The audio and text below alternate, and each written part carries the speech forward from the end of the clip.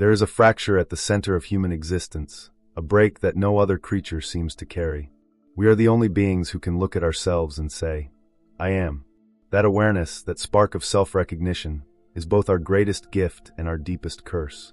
It separates us from animals, yes, but not in the way we like to believe. We call it intelligence, consciousness, soul. But it is also the root of anxiety, envy, guilt, and the strange ache that runs through every human life. The knowledge that we are alive and will not always be. An animal feels hunger and seeks food. It feels threat and flees. It lives inside instinct, seamless with its surroundings. A bird does not question the sky. A lion does not wonder if it deserves the hunt. A fish does not imagine another life beyond the current. Only we strange, restless humans step outside ourselves and ask why. That single question is the dividing line between innocence and awareness. The moment our ancestors first looked at the world and saw not just light but meaning, the human story began. They no longer just lived in the world. They began to live against it, trying to understand, control, transcend. Out of that came art, philosophy, love, war, religion, all the miracles and all the horrors. The same mind that paints a cathedral is the one that builds a bomb. The same awareness that writes poetry also breeds despair. We like to think that the difference between us and animals is morality, that we have a conscience and they do not. But morality isn't instinct, it's invention. It's a story we tell ourselves to make sense of the double edge of awareness. Because to be aware is to be divided, to live between what is and what should be. The philosopher Friedrich Nietzsche saw this division clearly. He called man the sick animal, not as insult but diagnosis.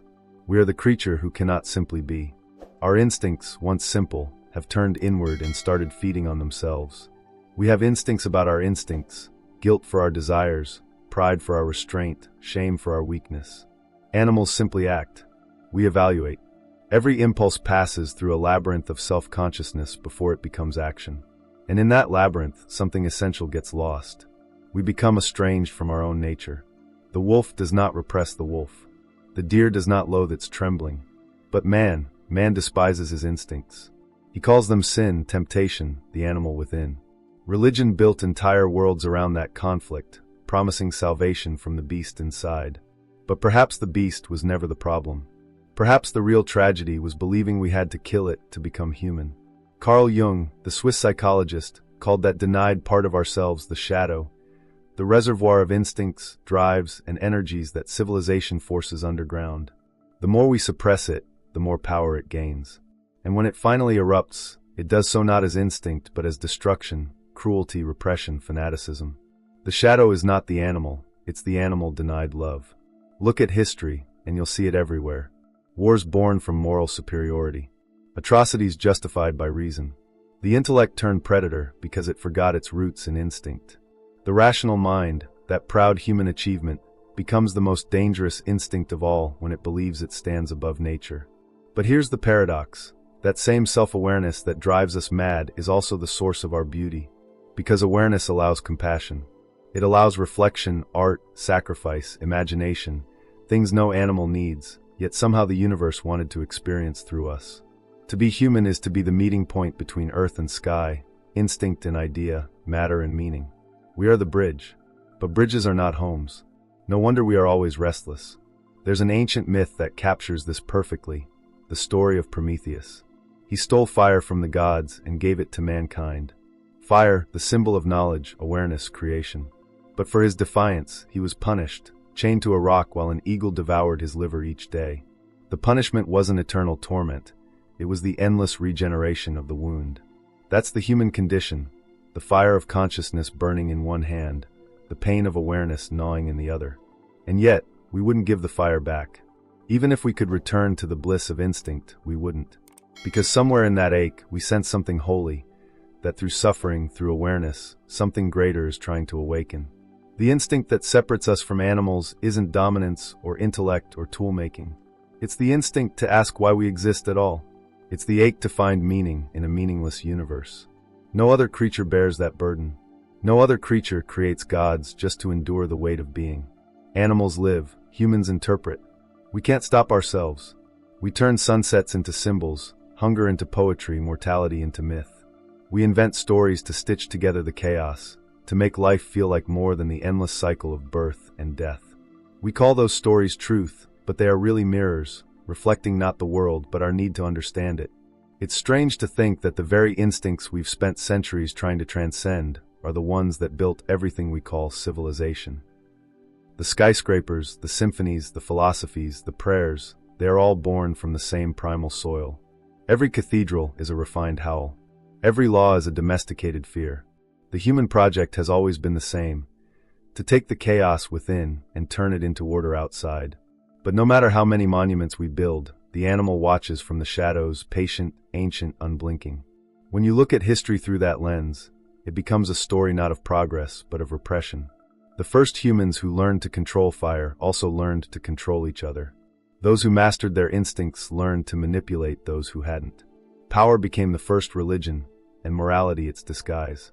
We called it hierarchy, but it was still the law of the jungle, just dressed in language and ritual. The strong no longer needed to use claws, they used belief. It was this control of instinct, and the guilt that came with it, that gave birth to morality. The philosopher Friedrich Nietzsche called this the slave revolt in morals. The wild human, once proud of their strength and dominance, was tamed by guilt, by shame, by the idea of sin. Religion stepped in to sanctify the suppression. To be good meant to deny the animal. To be holy meant to transcend it. But in doing so, humanity began to wage war against itself. The animal wanted freedom. The God within demanded purity. And between them, the human suffered. That's why we're haunted by guilt. It's the cost of consciousness. The animal kills and moves on. The human kills and writes scripture. The animal takes what it needs. The human wonders whether it deserves it. We turned instinct into sin, and sin into identity. And in that transformation, we created the psychological prison we now call civilization. Sigmund Freud described this conflict in Civilization and its discontents. He argued that all culture is built upon the repression of desire, that we trade instinct for order, passion for security. Civilization, he said, demands the sacrifice of happiness in exchange for safety. But safety from what? From ourselves. From the beast that beats beneath the ribcage. That's the tragic comedy of our condition. We build walls to keep the wild out, not realizing it lives within. We domesticate our surroundings, but not our souls. We call ourselves evolved because we wear suits instead of skins, but the rituals are the same: power, territory, attraction, survival. We just gave the hunt new names: career, success, ambition. Our modern instincts are dressed in aesthetics and ambition, but the hunger underneath hasn't changed in 10,000 years. Watch a business negotiation, a political debate, a dating app scroll. It's all ritualized instinct. Dominance displays, mating dances, territorial claims. The difference is that animals don't pretend. The peacock spreads its feathers with no pretense of purpose. The human calls it self-expression, networking, personal branding. The instinct is the same, only the narrative changes. The irony is that while animals live entirely within their nature, humans are always running from theirs. We fear our own impulses because they remind us of our fragility. We crave control, not just of the world, but of ourselves. That craving for control, that endless tightening of the leash, is what drives progress and pathology alike. We invent gods to govern what we cannot accept, laws to regulate what we cannot trust, and art to express what we cannot say. And yet, repression never really kills instinct, it only transforms it. The urge to dominate becomes ambition. The hunger for touch becomes addiction. The fear of death becomes faith. Every virtue casts a shadow. Compassion is often born from guilt. Humility hides pride. Peace is the mask we wear when we're too tired to fight. Carl Jung warned of this, that what we repress in the unconscious will eventually return as fate. You can exile the animal, but it will find its way back through the cracks in your morality. That's why the most virtuous societies often produce the most shocking violence. Why priests fall to temptation. Why idealists become tyrants.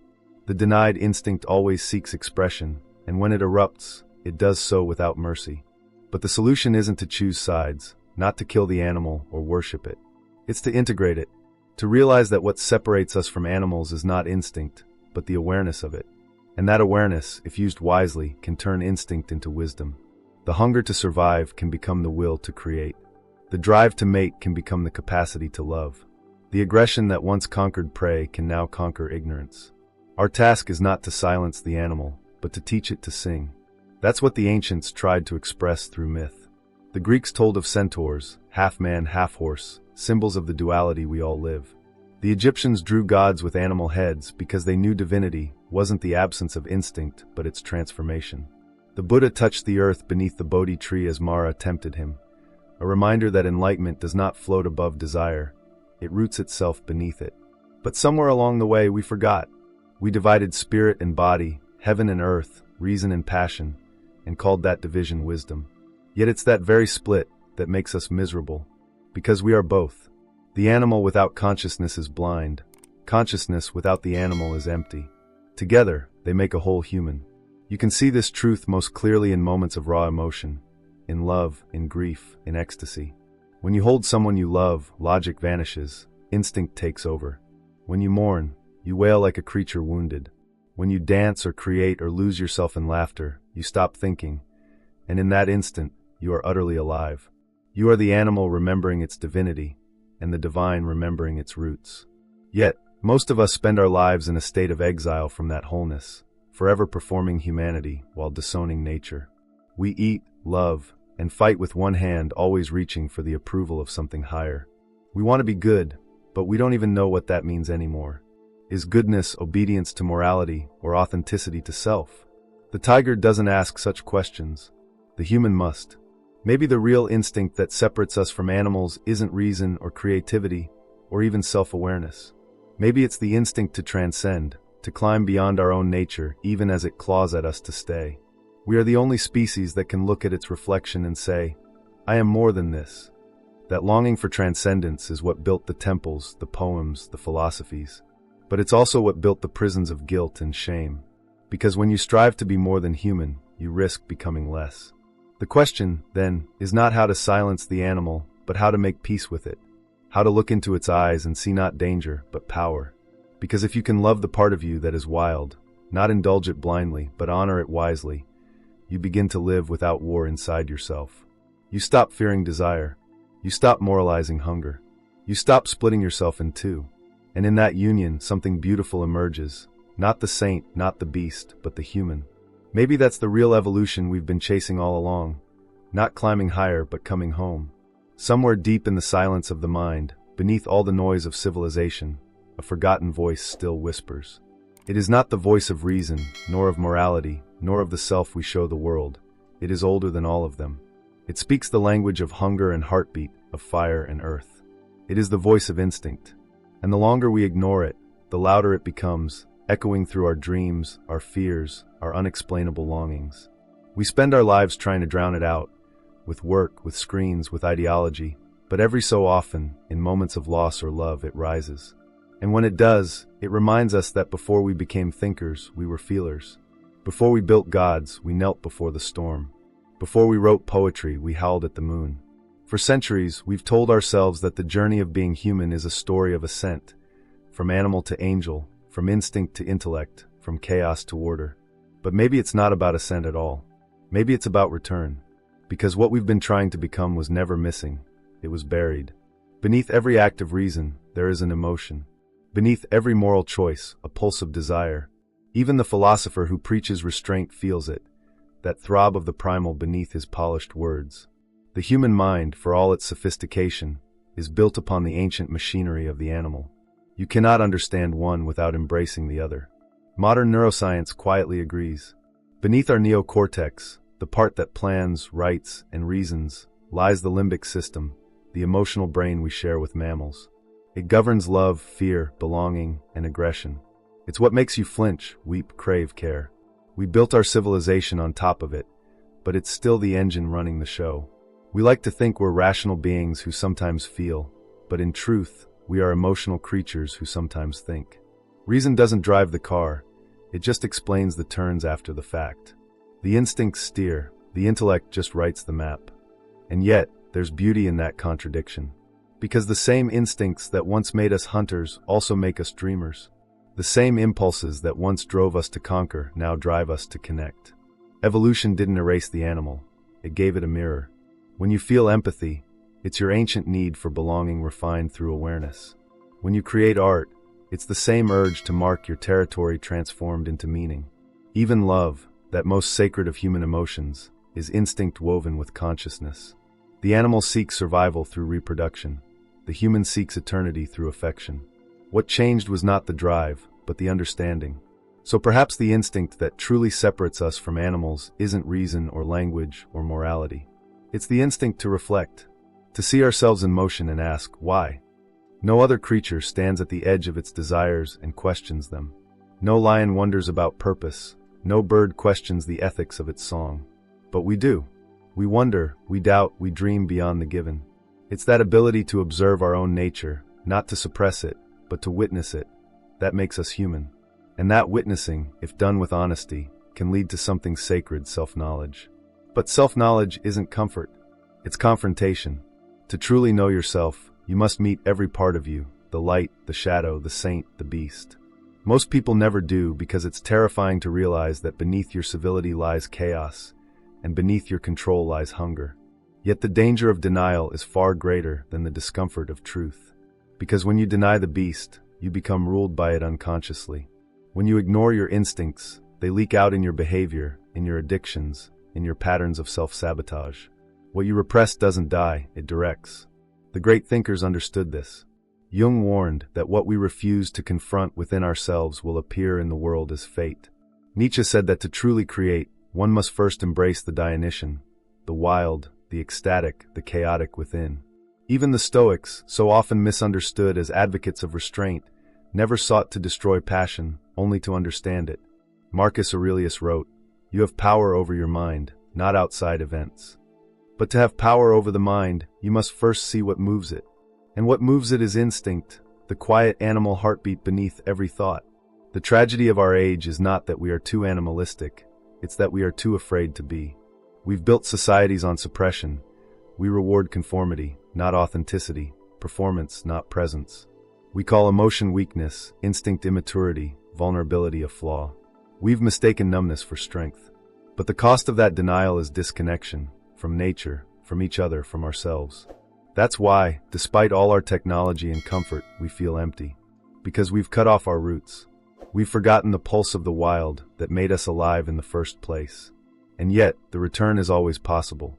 You can feel it in the moments when you stop pretending, when you walk barefoot on the earth, when you lose yourself in music, when you weep without apology or love without control. That's when the animal and the divine meet again. That's when you remember what you are, a being suspended between heaven and dirt, between the infinite and the immediate. You are not meant to be pure, you are meant to be whole. Wholeness doesn't mean balance, it means integration. It's not the taming of instinct, but the harmony of it. It's when the intellect stops fighting the emotion and starts listening to it.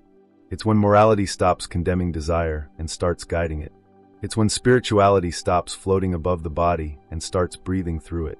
Wholeness is when every part of you, the thinker, the lover, the predator, the dreamer, works together instead of apart. It's not perfection, it's honesty. When you reach that point, even briefly, something extraordinary happens, fear dissolves. Because fear is born from division. The animal fears death, the intellect fears meaninglessness. But when both unite, you realize you were never separate from life in the first place. You stop running from nature and begin dancing with it. You stop asking how to transcend and start learning how to be. Maybe that's the final step of evolution. Not another leap forward in intelligence, but a descent into wisdom. To know that every instinct, every desire, every fear carries a message. That anger is not sin, but boundary. That lust is not corruption, but longing for connection. That grief is not weakness, but proof of love. When you learn to listen to instinct instead of suppress it, you begin to live truthfully. Not as an angel, not as an animal, but as something far more miraculous. A conscious being aware of its own nature. And perhaps that's all enlightenment ever was, not the escape from the human condition, but the full embrace of it. To be awake not in spite of your instincts, but through them. To find stillness even as the heart races, clarity even as desire burns. To stand between the stars and the soil and finally understand. You were never meant to choose between heaven and earth. You were meant to be the bridge. So the next time you feel your wildness stirring, the rush of anger, the ache of desire, the hunger to create or destroy, don't silence it. Listen, because in that sound, the echo of your ancestors lives on. And maybe, just maybe, that instinct doesn't separate you from the animal at all. Maybe it's the thread that ties you to everything that ever lived and everything that ever will. If this journey through the mind and the primal moved something within you, if you felt that ancient pulse awaken even for a moment, stay with it. Don't look away. Let it grow. Because the deeper you go into what you truly are, the more clearly you'll see what you can become. And if you wish to keep exploring these truths, the hidden, the raw, the human, then stay close. There's more to uncover together.